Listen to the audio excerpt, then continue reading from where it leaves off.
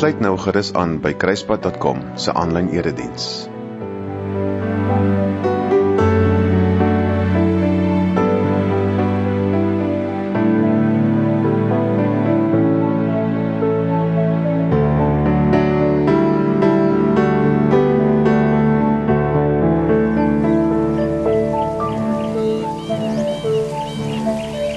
Ons wil goeiemôre sê vir die Kruispad 247 kykers. Ek is hier so in die Suid-Kaap, naby Heidelberg, op die plaas van Ben Coetzee. Hy lewer melk vir manne wat kaas en byprodukte maak. En ek skiet vanoggend is besig met julle in hierdie ongelooflike landskap. Is ons besig om te praat met julle oor Matteus 24 en 25. En 'n baie belangrike tema met julle te deel, met myself te deel, oor wat gebeur wanneer Matteus met ons praat. Natuurlik die agtergrond is, ons ken van Matteus, is Levi, wat uit sy agtergrond uit met medegelowiges praat en eintlik nuwe gelowiges, want ek dink dit is die agtergrond van Matteus is dat hy half met nuwe gelowiges in die oog na ons kyk en na hulle kyk, en ons kan die teksgedeelte gebruik om te verstaan hoe hulle na die nuwe kerk gekyk het. Maar voor ek verder gaan met die teksgedeelte, gaan ek vir ons 'n gebed doen.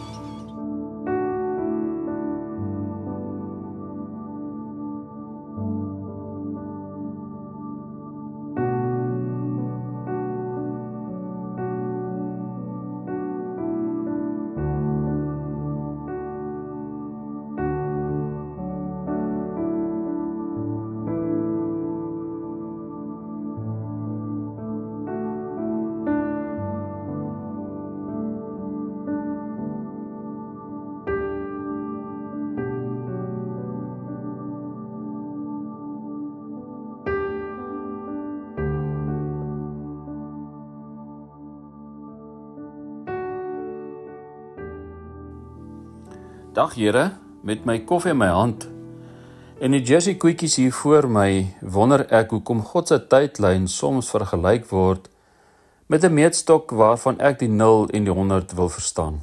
Daar's 'n heel paar millimeter streepies tussenin wat eindelose speeltyd aankondig. Ek moet net tyd maak daarvoor. Jep, ek weet soos die kraam is hier om my tussen my tone deurpeel dat ek nie altyd alles kan beheer nie. Point taken. Maar U is tog in beheer, so die krames van my eie lewe word droog, val af en ek stap voort en dan word blomtyd in die goeie grond vanselfsprekend. U woord is waar. Die lewe is nie 'n uurglas en U genade, nie die somtotaal van menslike rede nie. Dankie vir melktyd en speeltyd. Amen.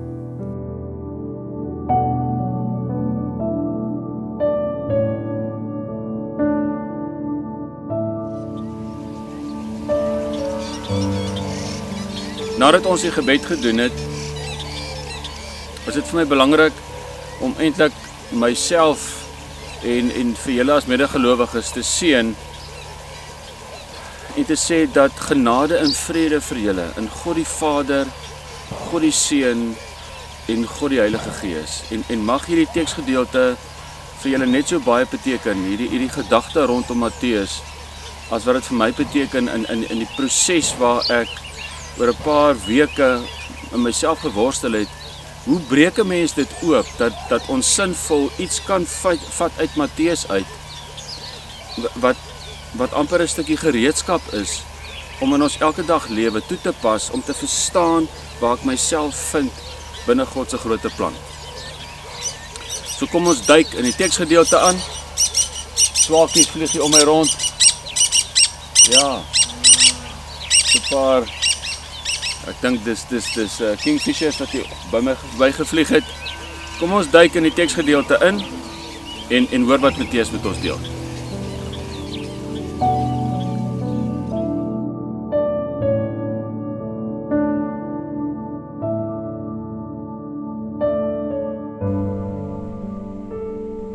Matteus 24 vers 3.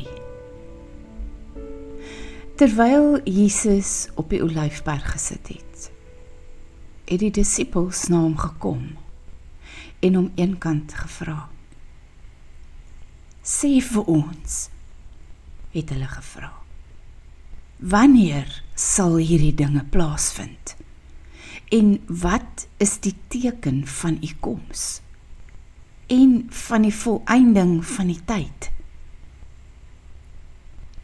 Jesus het hulle geantwoord, pas op, dat niemand julle mislei nie. Want baie mense sal in my naam na vore tree en sê, ek is die Christus. En hulle sal baie mense mislei. Julle sal hoor van oorloë en gerugte van oorloë. Pas op, moenie verskrik raak nie, want hierdie dinge moet gebeur, maar dit is nog nie die einde nie. Een nasie sal immers teen 'n ander nasie optrek, en een koninkryk teen 'n ander koninkryk. En daar sal hongersnood wees, en aardbewings op een plek na die ander. Al hierdie dinge is die begin van die geboortepyne.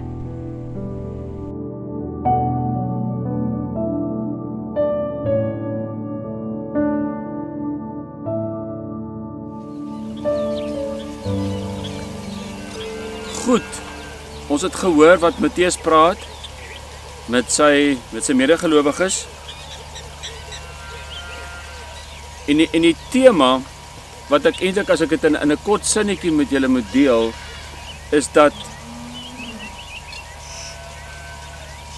dit wat ons sien, Johannes van Jesus sê, is eintlik vir my half die tema wat dit saamvat, is dat wanneer Jesus praat uit Matteus 24 en 25 uit, dan wys hy vir ons die pad. Wanneer die Jode by Johannes kom en vra hulle vir hom of hy die Messias is, dan sê hy nee, ek is nie die rigtingwyser. Ek wys net in die rigting van die Messias. Die teks van Matteus 24 en 25 wys in die rigting van waantoe God op pad is met sy kosmos, en Jesus deel dit self in die eerste plek met sy disippels, en met ons 2000 jaar af van die pad, wil hy vir ons 'n prentjie gee vir hoe lyk dit wanneer God op pad is. En ek dink aan die einde wil ek baie graag ietsie sê oor God se woord, wat ons moet verstaan binne hierdie konteks.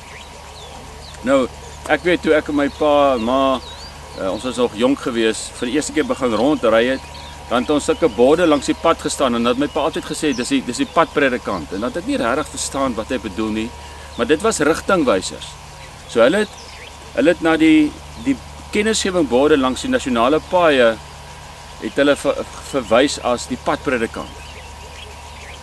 Johannes is eintlik 'n padpredikant, wanneer hy vir die gelowiges en die jong gelowiges en die Jode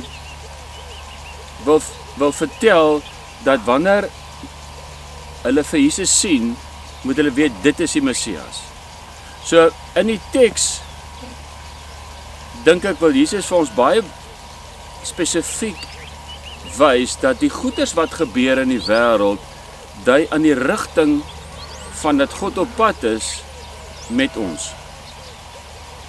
Hoe lyk hierdie rigting? Dit is baie duidelik dat ons in die teksgedeelte sien dat daar 'n paar tekens is wat sal gebeur soos wat ons oor tyd vorder nader aan die wederkoms. En in die afgelope tyd het ons regtig bewus geword van hoe mense sekere uitlatings wil maak oor die wederkoms en eintlik 'n paar risiko's op hulle self neem om te beweer wat God se plan is. Ek sien myself laat nie in die plek waar ek uitlatings wil maak oor dit nie, maar omdat ek die hele boek Matteus behandel het, is een van die hoofmomente van Matteus wel in hoofstuk 24 en 25. Waar Jesus self in die woord is wat hy sê, hierdie goeters gaan gebeur. En ons moet die konteks van dit verstaan, dat dit is dis rigtingwysers om vir ons aan te dui hoe God se plan vorder. Wat is hierdie goed wat gebeur? Van die belangrike uitlatings wat daar gemaak word, of eintlik die stellings, is dat daar vals Christus sal wees. Mense wat op sal tree asof hulle die Messias is. Anders as Johannes nie sal erken dat hulle nie self die Messias is nie. Daar's vals profete, vals Christusse. Die kerk sal onder druk geplaas word. Wat onder andere in hierdie teks baie duidelik gestel word, is die onstabiliteit in die Midde-Ooste. En ons sien eintlik baie van hierdie goed, sien ons raak. Hier in die agtergrond is ons by 'n melkery, waar ek eintlik hierdie teksgedeelte wil indruk, ook in die metafoor van wat ons in die agtergrond sien van die melkery, want by 'n melkery, en ek onderbreek myself so 'n bietjie my gedagte, is daar 'n sekere proses. Die beeste word gevoer, hulle word gereed gekry, om dan op die einde van die dag binne die melkery in te kom. En wanneer hulle inkom, is dit amper daai drukgang van melkproduksie. Wat ek wil vergelyk met wat Jesus sê, dit is die drukgang oor tyd wat gaan gebeur, totdat die melkproses verby is en dan stap die beeste uit. En eintlik wil ek daai analogie maak met wat ons verwag van die teks, om te verstaan wanneer dit die eindtyd sal wees. En dan die groot vraag, is dit so? Ons verwagting is dat God met 'n proses gaan aankom, en ek gaan die teken spesifiek raak sien, en dan gaan ek weet, aha, dis die wederkoms. Soos wat ek die melkery kan voorspel. Maar wat verder in die teksgedeelte staan, is dat daar oorloë, gerugte van oorloë sal wees, wat ons mos nou eintlik weet wat al vir 2000 jaar lank plaasvind. Want wanneer Jesus met sy disippels praat, dan sê hy vir hulle, hierdie dinge gaan nou gebeur, amper nog in hierdie geslag. En ons weet dit is 2000 jaar af van die pad. So die oorloë, gerugte van oorloë, vals Messiase, vals Christus, vals profete, die goeders het alles gebeur, maar daar's 'n sekere klomp goed wat regtig nie gebeur het nie. En dit is dat die rol van die kerk amper nie nog tot 'n einde gekom het nie, want ons het gesien in die afgelope tyd hoe daar eintlik 'n geweldige oplewing is vir gelowiges om te sê, maar kom ons draai terug in Christus se rigting. En dit sê eintlik vir my dat die kerk is nog op pad om sy rol in te neem in die samelewing. Een van die goed wat Christus sê is dat die geweld in die Midde-Ooste so sal momentum optel dat dit amper nie meer leefbaar sal wees nie. En die vraag is ons al daar? En dan sê die stelling verder dat die hemelruim sal donker word en reg oor die hele skepping sal daar blitse, flitse, lig wees. En ons moet mekaar sê, maar ons sien dit nog nie. So die prentjie wat ek skets sê vir ons dat daar sekere goed wat in plek kom, maar sekere goed wat nog nie gebeur het nie. Die padwysers dui vir ons aan, ons moet gereed wees dat wanneer die Messias daar is, wanneer God kom, wanneer die wederkoms gebeur, is die vraag eintlik, is ek gereed? Die koetjies wat daar gemeld word, moet in produksie wees.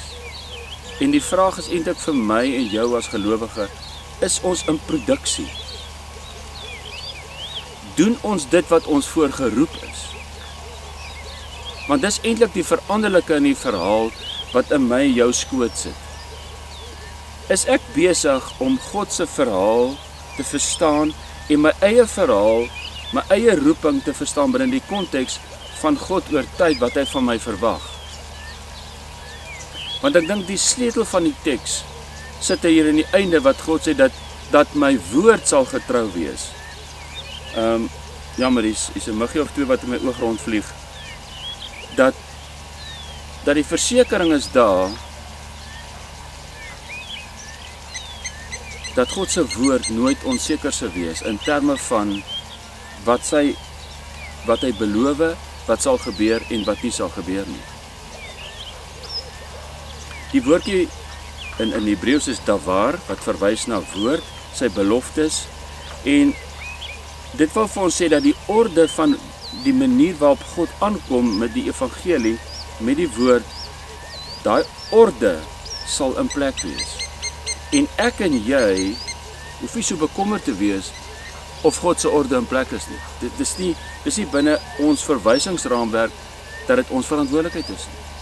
Ons roeping is om die Messias sy woord te leef, te leer ken en dit uit te leef.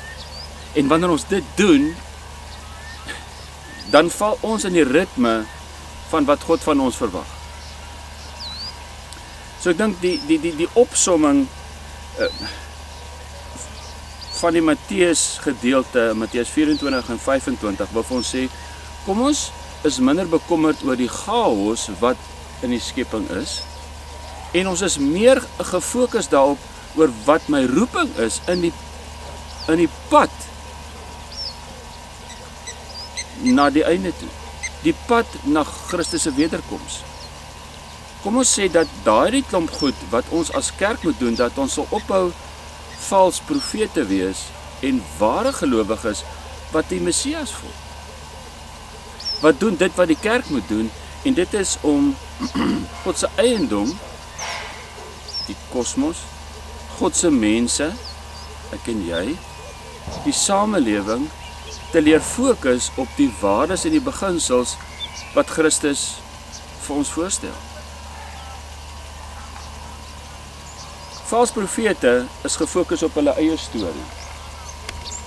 Wanneer ons op Christus gefokus is ons gefokus op Christus se storie. So waarmee kan ons huis toe gaan? Ons kan huis toe gaan met die belofte dat God op pad is.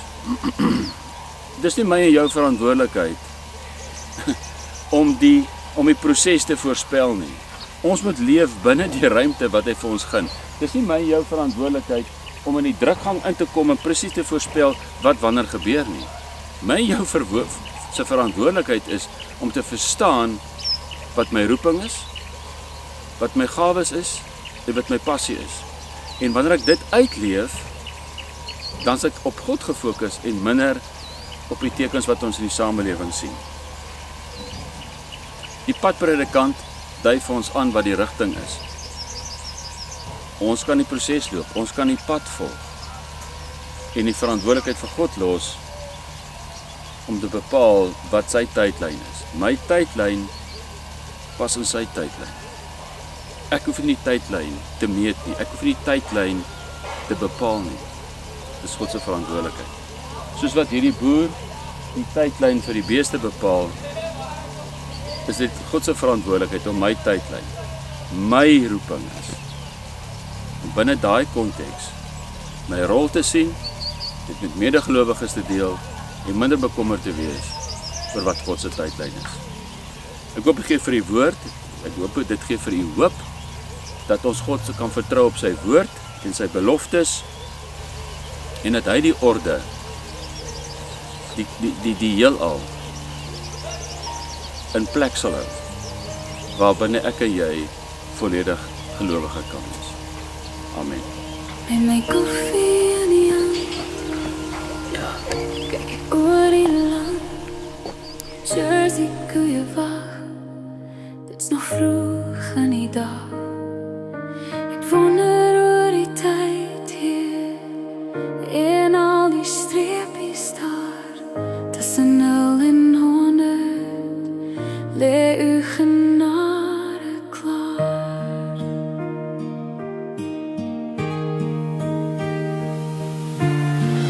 U is in beheer van elke dag, selfs as my planne nie uit wil mag.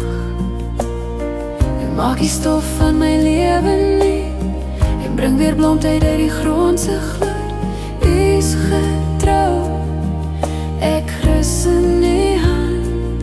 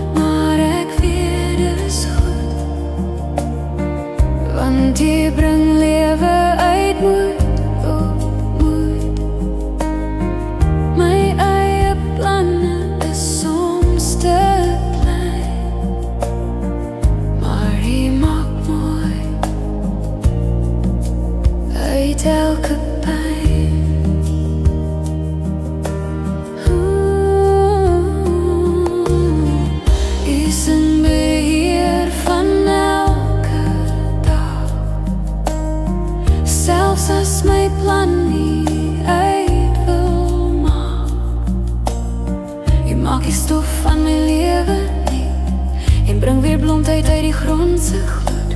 U's getrou, ek rus in die hand. Melktyd en speeltyd, U sien die land.